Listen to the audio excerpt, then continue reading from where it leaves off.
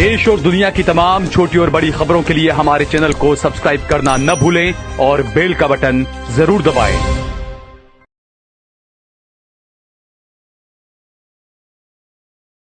नमस्कार दोस्तों, स्वागत है आपका देश लाइव में और आपके साथ मैं हूं आशिमा त्यागी। दोस्तों, क्या आपने कभी सोचा है कि किसी देश की राजनीति की आग सीमा पार रहने वाले लोगों को भी झुलसा सकती है? आज बांग्लादेश में रहने वाले हिंदू यही सवाल पूछ रहे हैं। हैरानी की बात देखिए वो ये है कि वो अपनी सुरक्षा के लिए ढाका की सरकार से ज्यादा दिल्ली की नीतियों की तरफ उम्मीद से देख रहे हैं।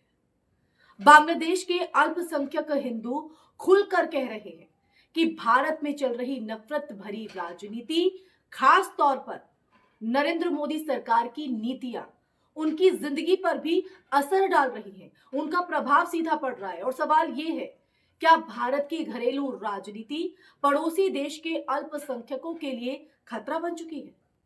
तो आज हम इसी पर चर्चा करेंगे दोस्तों, इसी सवाल का जवाब ढूंढने की कोशिश करेंगे। लेकिन उससे पहले आप लोगों से अपील, इंसाफ के आवाज को बुलंद करने के लिए और सच्ची पत्रकारिता के लिए हमारा यानी देश लाइव का सहयोग करें। साथ ही डिस्क्रिप्शन में दिए गए लिंक को ओपन कर ज्वाइन बटन दबाकर आप हमसे यानी देश लाइव से सीधा जुड़ सकते हैं दोस्तों। तो दोस्तों, आज का जो मुद्दा है वो बेहद महत्वपूर्ण है और आते हैं मुख्य मुद्दे पर और उसकी डर की जड़ कहां है वो समझने की कोशिश करते हैं। दरअसल बांग्लादेश में अल्पसंख्यकों विशेषकर हिंदुओं पर हमले कोई नई बात नहीं है, लेकिन हाल ही के सालों में इनमें जो पैटर्न उभरा है वो चिंताजनक है, डराने वाला है। स्थानीय अल्पसंख्यक नेताओं का कहना है कि जब भारत में मुस्लिम विरोधी बयानबाजी, नागरिकता जैसे मुद्दों पर ध्रुवीकरण और हम बनाम वो की राजनीति तेज होती है तो उसका सीधा असर बांग्लादेश की जमीन पर रहने वाले हिंदुओं पर पड़ता है। कट्टरपंथी तत्व इसे बदले की राजनीति के तौर पर इस्तेमाल करते हैं। भारत में मुसलमानों के साथ जो हो रहा है उसका बदला यहां हिंदुओं से लिया जाएगा। अब ऐसे में भारत की नीति और उसकी जो परछाई है, भारत हमेशा से बांग्लादेश के लिए एक बड़ा राजनीतिक, आर्थिक और सांस्कृतिक संदर्भ रहा है।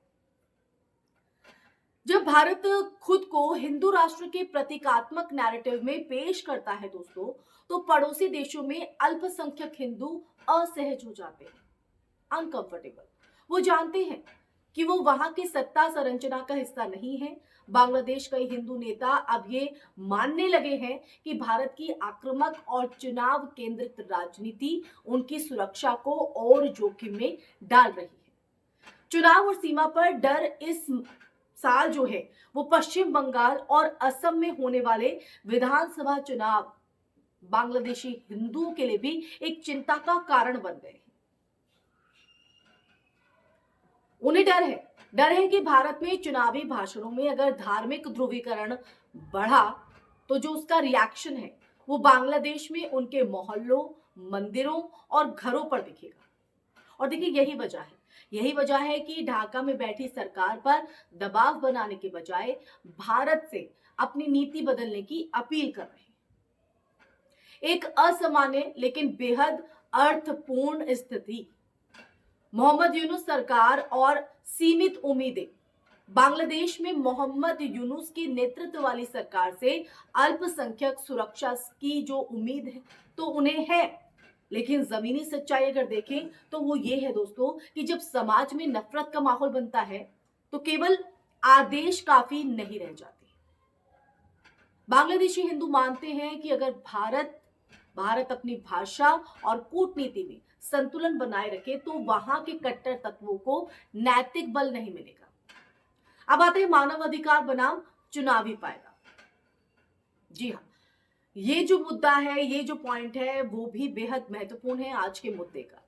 तो मानव अधिकार बनाम चुनावी फायदे को मैंने क्यों जोड़ा है दोस्तों? दरअसल ये जो पूरा मुद्दा है हमें एक कड़वी सच्चाई की तरफ ले जाता है।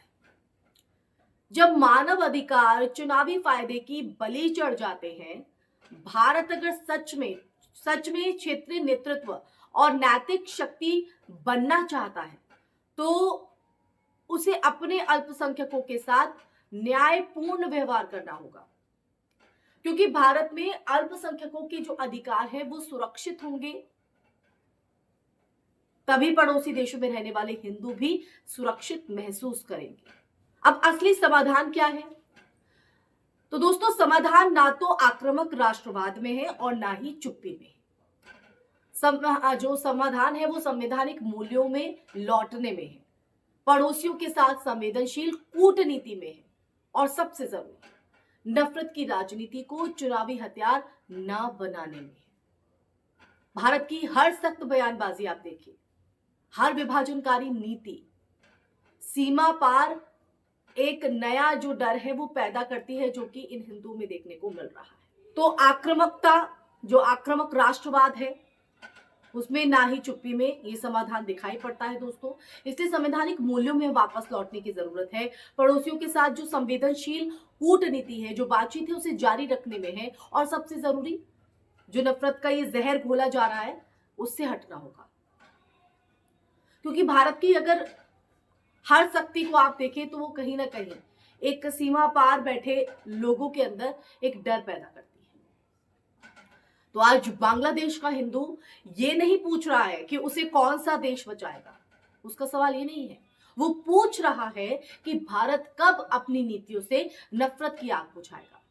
अब सवाल ये नहीं है कि बांग्लादेश में हिंदू सुरक्षित है या नहीं। सवाल दोस्तों ये है कि क्या भारत अपनी राजनीति को इतना जिम्मेदार बना पाएगा कि उसकी परछाई में कोई और ना जले। अगर भारत नहीं बदला तो ये आग सरहदें नहीं मानेंगी और सबसे पहले शिकार होंगे वही लोग जिनके नाम पर ये राजनीति की जा रही है। इसलिए दोस्तों, ये मुद्दा महत्वपूर्ण होने के साथ गंभीर भी था। अब इस पर क्या रुख रहता है, क्योंकि समाधान तो हमारे पास है ही। अब ऐसे में भारत सरकार का रुख क्या इसमें रहता है, ये देखने वाली बात रहेगी।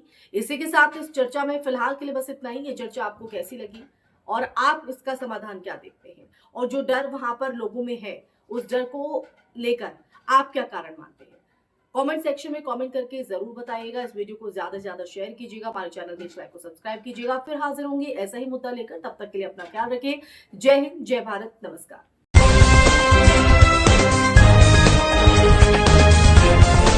देश और दुनिया की तमाम छोटी और बड़ी खबरों के लिए हमारे चैनल को सब्सक्राइब करना न भूलें और बेल का बटन जरूर दबाएं।